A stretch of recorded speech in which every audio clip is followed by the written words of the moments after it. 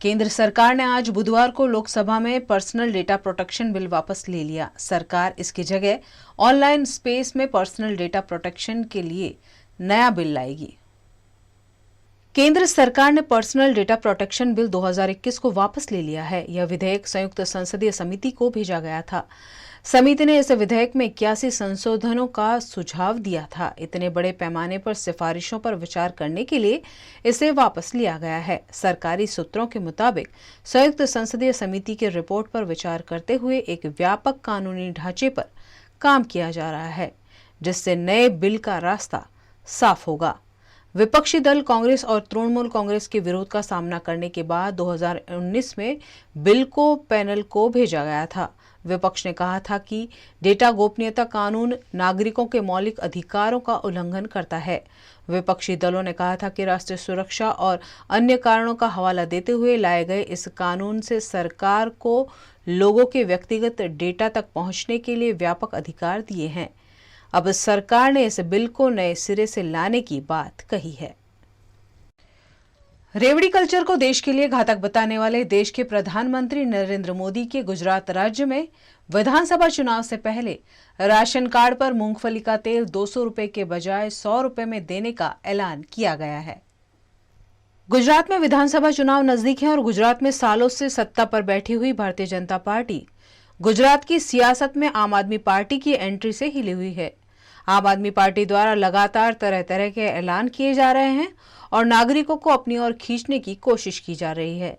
देश के प्रधानमंत्री नरेंद्र मोदी ने मुफ्त में बांटी जा रही रेवड़ी को देश के लिए घातक बताया था, लेकिन इसी बीच गुजरात में भी विधानसभा चुनाव के मद्देनजर नागरिकों को सरकार द्वारा तरह तरह के फायदे और लाभ दिए जा रहे हैं। इसी के तहत त्योहार में राशन कार्ड पर मिलने वाला मूंगफली का तेल 200 की बजाय 100 में देने का ऐलान राज्य मंत्री जीतू वाघानी ने किया है। गरीब परिवारों એ તહેવારોમાં મુશ્કેલી અનુભવતા હોય છે ત્યારે આદરણીય નરેશભાઈ પટેલના નેતૃત્વવાળા વિભાગમાં અન્ય નાગરિક પુરવઠામાં માનનીય મુખ્યમંત્રીશ્રીના માર્ગદર્શન નીચે NFSA કાર્ડ ધારકો એટલે 70 લાખથી પણ વધારે કાર્ડ ધારકો છે પ્રથમ વખત ડબલ ફિલ્ટર સિંગ તેલ એ રાહત દળે સાતમ આઠમ અને દિવાળી ઉપર આપવાનો નિર્ણય એ કરવામાં આવ્યો છે। 197 પ્રતિ લિટરની પડતર કિંમત એમની હોય છે। 97 રૂપિયાની સબસિડી એ રાજ્ય સરકાર આપવાનો નિર્ણય એ લેવામાં આવ્યો છે। એટલે કે 100 રૂપિયાના પ્રતિ લિટરના ભાવથી આ સિંગ તેલ એ દિવાળીના પહેલાના દિવસોમાં અને સાતમ આઠમ પહેલાના દિવસોમાં આપવામાં આવશે। લગભગ 70 કરોડથી પણ વધારે 27 કરોડથી વધારે રકમનો બોજો અને 70 લાખથી વધુ કાર્ડ ધારકોને એમાં ફાયદો થવાનો છે। 3.5 કરોડ જેટલી જનસંખ્યા 70 લાખ કાર્ડ ધારકોમાં એ થાય છે। એવા ગરીબ પરિવારના ઘરે પણ તહેવાર ઉજવી શકાય એ પ્રકારનો નિર્ણય એ રાજ્ય સરકારે કર્યો છે। आग लगने पर कुआं खोदने की कहावत वडोदरा महानगरपालिका हमेशा साबित करता है। कुछ ऐसा ही इन दिनों अलकापुरी गरनाले के मामले में देखने को मिल रहा है। गुजरात के वडोदरा शहर में पुराने वडोदरा और नए वडोदरा को अलकापुरी गरनाला जोड़ता है, लेकिन थोड़ी सी बारिश में अलकापुरी का गरनाला हमेशा भर जाता है और गरनाले को बंद करने की नौबत आती है। इन दिनों कॉरपोरेशन द्वारा गरनाले की मरम्मत शुरू की गई है और बिना किसी नोटिस गरनाला फिर एक बार बंद कर दिया गया है। वडोदरा महानगर पालिका द्वारा हजारों वाहन चालकों की सहूलियत को ताक पर रखकर अचानक रिनोवेशन शुरू कर दिया गया है। ऐसे में आवाजाही करने वाले लोगों को दिक्कतों का सामना करना पड़ रहा है। अलकापुरी गरनाला बंद होने से वाहन चालकों को जेतलपुर या फिर गेंडा सर्कल होकर जाना पड़ रहा है, जिससे उनका समय और पेट्रोल दोनों ही खर्च हो रहे हैं। इस मामले पर वडोदरा के अग्रणी eye surgeon doctor Ashok Mehta ने आपत्ति जताते हुए बिना नोटिस गरनाला बंद कर दिए जाने पर आपत्ति जताई।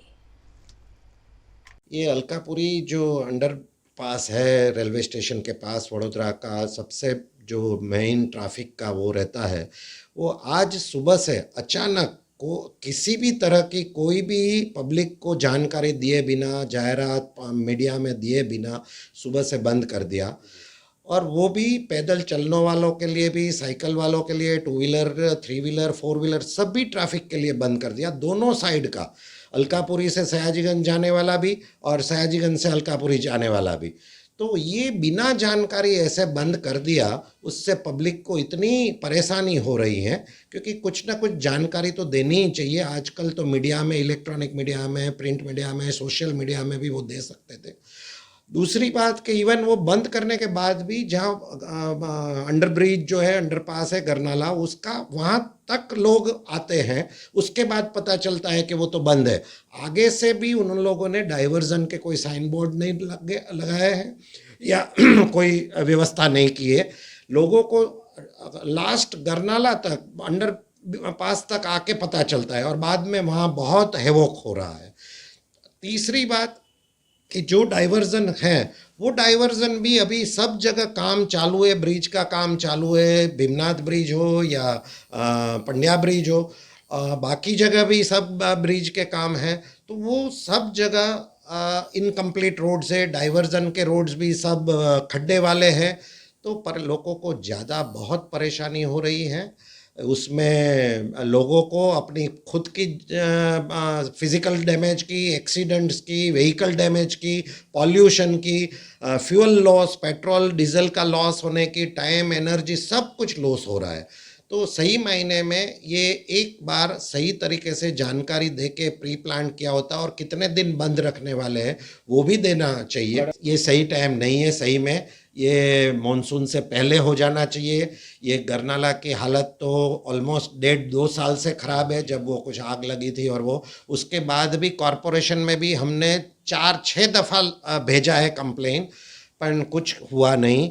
ना तो इवन नॉर्मल रिपेयर वर्क भी नहीं किए। जैसे मैंने बताया कि गट्टर के ढक्कन बिल्कुल खुले थे, उसमें बहुत रिस्क फैक्टर था, बहुत व्हीकल को, लोगों को परेशानी थी। और अचानक से ये जो ब्यूटिफिकेशन का काम कर रहे हैं, जा रहे हैं, ऐसा लग रहा है, तो वो सही टाइम नहीं है, सही जानकारी के बिना नहीं होना चाहिए। 24 साल रिश्ता VNM टीवी से, रिश्ता विश्वास का। सत्य जरूरतों का गुलाम ना बन जाए, ये जिम्मेदारी है हमारी। सत्य तमाशा ना बन जाए, लगातार कोशिश है हमारी।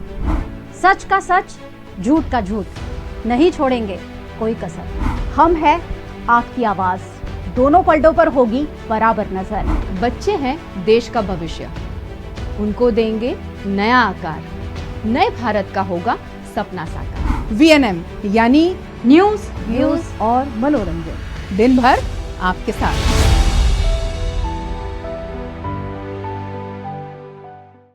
वडोदरा के MS यूनिवर्सिटी के 800 अस्थायी कर्मचारियों ने आज लगातार तीसरे दिन प्रदर्शन करते हुए हनुमान चालीसा कर प्रबंधन द्वारा किए जा रहे अन्याय का विरोध किया। गुजरात के वडोदरा शहर की MS यूनिवर्सिटी के 800 जितने अस्थायी कर्मचारी पिछले 3 दिनों से धरने पर बैठे हैं। आउटसोर्सिंग का विरोध कर रहे इन कर्मचारियों ने आज हनुमान चालीसा करते हुए प्रबंधन का विरोध किया। दरअसल 20-25 सालों से काम करने के बावजूद इन कर्मचारियों को यूनिवर्सिटी द्वारा नियमित नहीं किया जा रहा है और नए कर्मचारियों को नौकरी दी जा रही है, जिस पर विरोध प्रदर्शन करते हुए इन सभी कर्मचारियों ने जब तक उनकी मांगें पूरी नहीं होती है तब तक धरना प्रदर्शन और विरोध जारी रखने की बात कही है।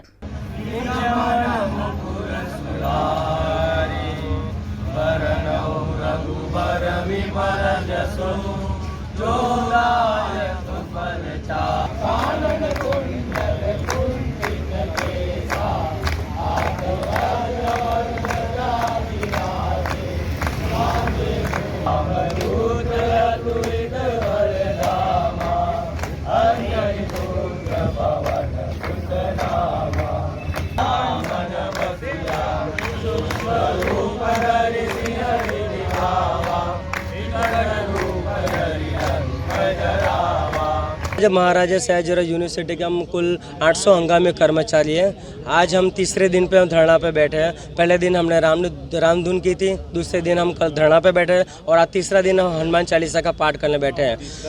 हाँ, तीसरा दिन हुआ।